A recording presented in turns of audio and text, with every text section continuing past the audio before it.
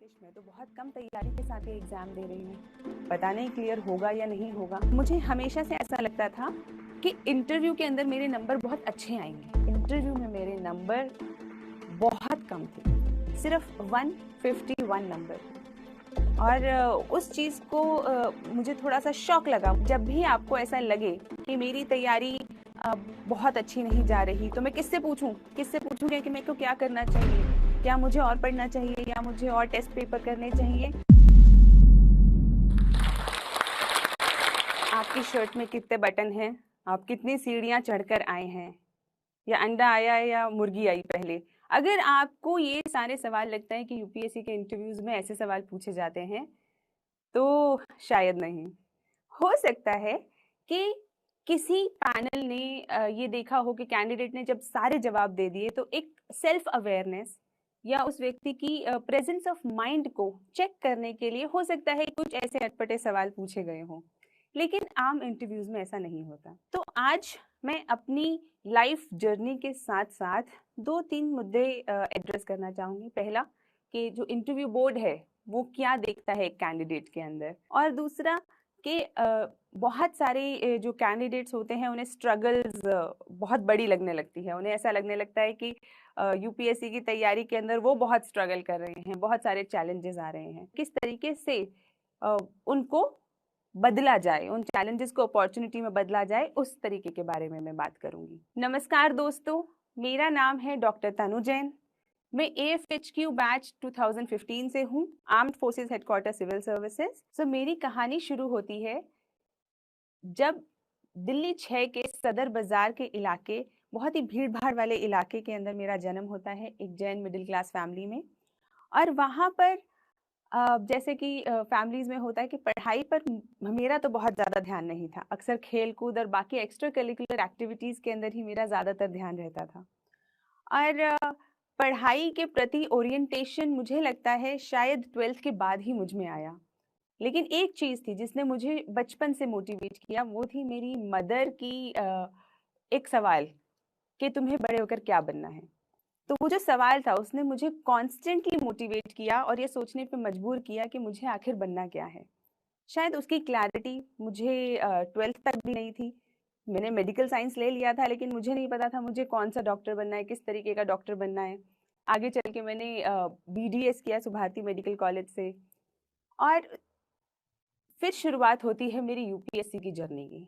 Internship के अंदर मुझे पहली बार ये पता चला कि ऐसा कोई एग्जाम होता है जिससे हम ऑफिसर लग सकते हैं, अधिकारी लग सकते हैं। और उस वक्त तक शायद मुझे ये भी नहीं पता था कि एक अधिकारी करता क्या है, एक IAS ऑफिसर या एक IPS ऑफिसर, एक AFHQ ऑफिसर क्या करता है। और फिर जब मेरे को धीरे धीरे ये समझ में आने लगा कि मुझे नहीं पता क्या करते हैं, लेकिन समाज उन्हें बड़ा समझदार समझता है, तो वहां से मेरी एक अट्रैक्शन की इस जर्नी की शुरुआत होती है। तो जब मुझे पहली बार पता चला कि सिविल सर्विसेज का एग्ज़ाम देना है, मेरे पास कोई गाइडेंस नहीं थी, फैमिली के अंदर किसी ने दिया नहीं हुआ था। तो मैंने अपनी मदर से कहा कि मम्मी ये एक एग्ज़ाम होता है और मेरी इच्छा है कि मैं इसे दूं।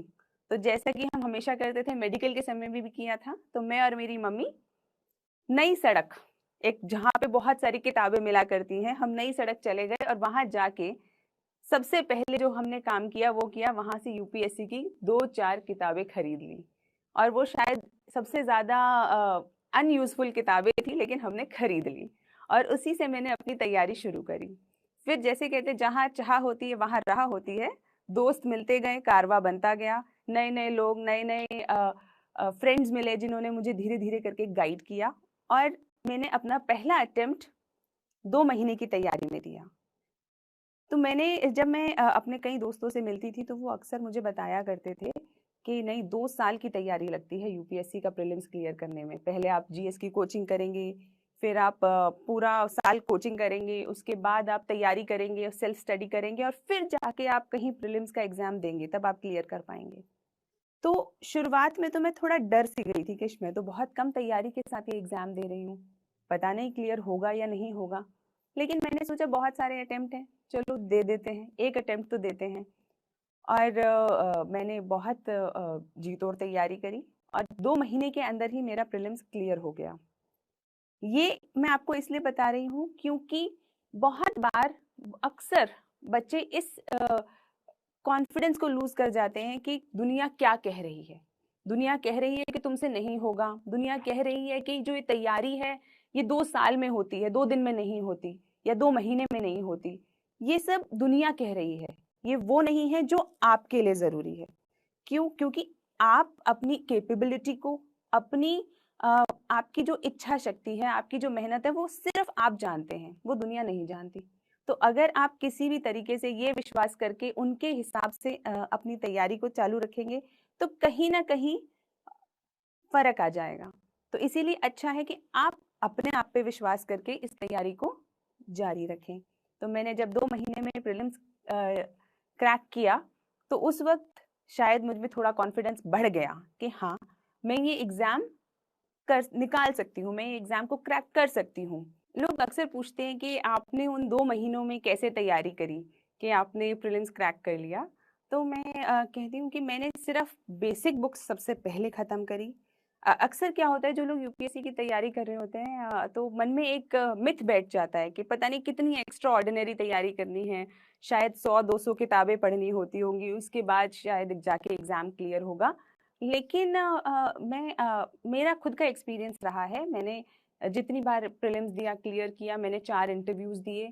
तो कि आप अगर बेसिक तैयारी सबसे पहले कर लें और उसके बाद प्रैक्टिस करें, इतनी तैयारी भर से लगभग काम हो जाता है। लेकिन क्योंकि सच में तैयारी तो कम थी ही, उस साल मेरा मेंस नहीं हुआ और वो जो असफलता थी उसने सबसे पहले मुझे ये सोचने पे मजबूर किया कि क्या क्या ऐसी मैं गलतियां कर रही हूँ जिसके कारण से मेरे मेंस के अंदर उतने अच्छे नंबर नहीं आए। और वहीं से मेरी सेल्फ एनालिसिस की जर्नी स्टार्ट होती है।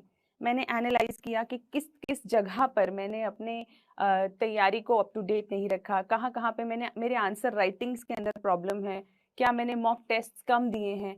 तो ये सारे जो भी अलग अलग चैलेंजेस थे उनको मैंने एनालाइज किया, एक डायरी में लिखा और हर तरीके से कोशिश करी कि उनको एक एक करके एड्रेस किया जाए।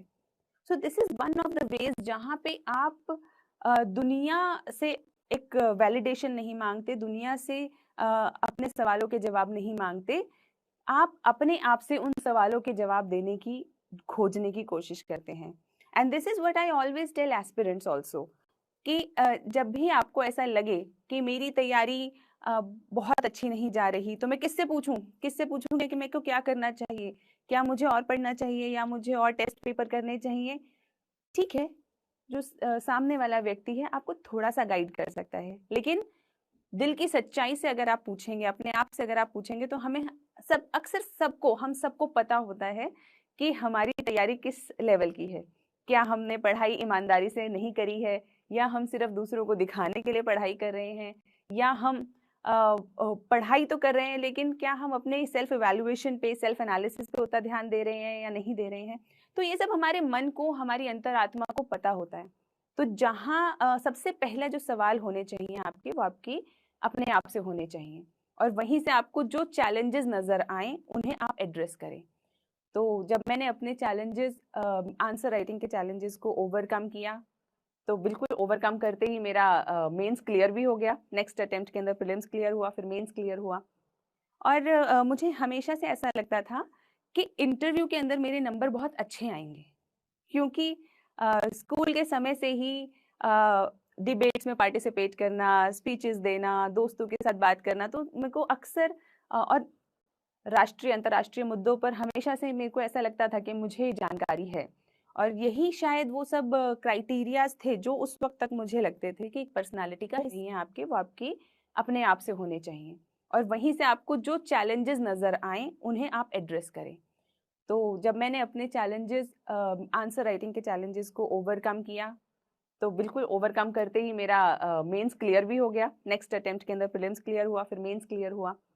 और मुझे हमेशा से ऐसा लगता था कि इंटरव्यू के अंदर मेरे नंबर बहुत अच्छे आएंगे, क्योंकि स्कूल के समय से ही डिबेट्स में पार्टिसिपेट करना, स्पीचेस देना, दोस्तों के साथ बात करना, तो मेरे को अक्सर और राष्ट्रीय अंतर्राष्ट्रीय मुद्दों पर हमेशा से मेरे को ऐसा लगता था कि मुझे जानकारी है।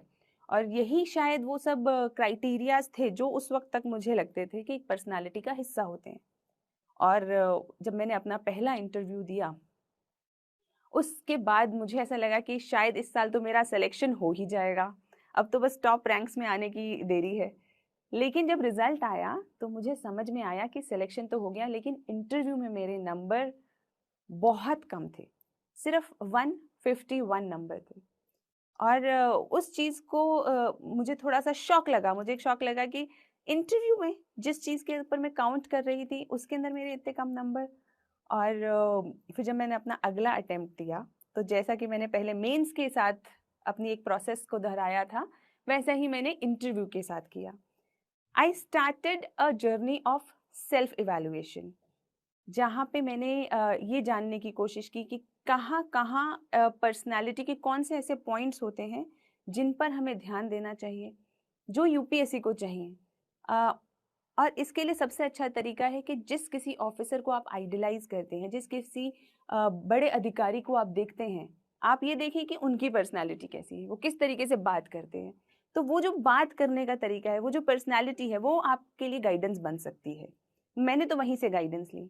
तो जब मैंने ये महसूस किया कि जो इंटरव्यू के पर्सपेक्टिव में एक स्थिरता चाहिए, एक काम पर्सनालिटी चाहिए, वो आपको धीरे धीरे गेन करनी चाहिए।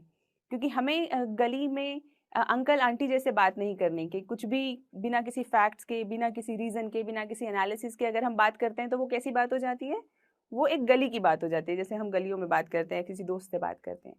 लेकिन जब आप एक अधिकारी बनने के विषय में सोच रहे हैं, जब आपको उसके लिए जज किया जा रहा है, तो आपको जो बात करनी है वो किया जा रहा है, तो आपको जो बात करनी है वो फैक्ट्स के साथ, रीजंस के साथ, आर्ग्यूमेंट्स के साथ सपोर्टेड होनी चाहिए। मेरी कहानी का जो हिस्सा रह गया था कि जब मेरे नंबर कम आए, मैंने इनर ट्रांसफॉर्मेशन किया, बहुत सारा एनालिसिस किया, और उसके अंदर मेरी मदद करी मेरे फ्रेंड, गाइड एंड फिलोसोफर, जो मेरे अजीज दोस्त, जो अब मेरे हस्बैंड भी हैं, वात्सल्य Kumar.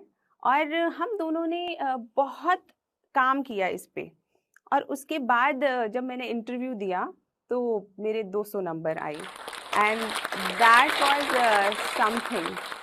That was something which actually helped me to understand कि रुकावटें चाहे कितनी भी हों और आपके अंदर कितनी भी कमियां हों, लेकिन अगर आप उन्हें इम्प्रूव करना चाहते हैं, आप आगे बढ़ना चाहते हैं, तो आप वो कर सकते हैं। मोटिवेशन कैसे बनाए रखें, ये एक बहुत बड़ा सवाल कैंडिडेट्स करते हैं कि हम मोटिवेशन कैसे बनाए रखें। मुझे ऐसा लगता है कि जो काम आप करना चाहते हैं उसके लिए आपको ना तो कोई मोटिवेट कर सकता है, ना ही आपको किसी मोटिवेशन की ज़रूरत है। अगर मैं आज यहाँ आना चाहती थी तो मैं आई, मैंने कैसे समय निकाला, किस तरीके से चीज़ें हैंडल करी, ये इसके लिए मुझे किसी को कहना नहीं पड़ा। तो इसी तरीके से अगर आपको सिविल सर्विसेज की तैयारी करनी है, आपको नीट की तैयारी करनी है, आईआईटी की तैयारी करनी है, आपको किसी जॉब इंटरव्यू के लिए जाना है, अगर आपको वो करना है तो उसके लिए आपको कोई मोटिवेट नहीं कर सकता। That has to be your internal motivation, क्योंकि वो आपको करना है। उसके लिए आप क्या स्ट्रगल करेंगे, क्या रात की नींद को सैक्रिफाइस करेंगे, क्या आप मेहनत करेंगे, किस तरीके से आप करेंगे, that has to be your own challenge. ये आपकी ज़िंदगी का अपना चैलेंज है, जिसका जवाब आपको खुद ढूंढना है। कोई और इसका जवाब आपको नहीं दे सकता। रुकावटें तो जीवन में बहुत आएंगी, डर भी लगेगा, निराशा भी होगी, पर यही जीवन का रास्ता है। ये परेशानियां सिर्फ पड़ाव हैं। इन बाधाओं के आगे अगर थक गए, झुक गए या रुक गए तो सिर्फ बातें रह जाएंगी कि ये कर लेते तो यह हो जाता, वो कर लेते तो वो बन जाते। लेकिन अगर सच में कुछ बनना है तो हिम्मत तो दिखानी होगी, हिम्मत तो दिखानी होगी।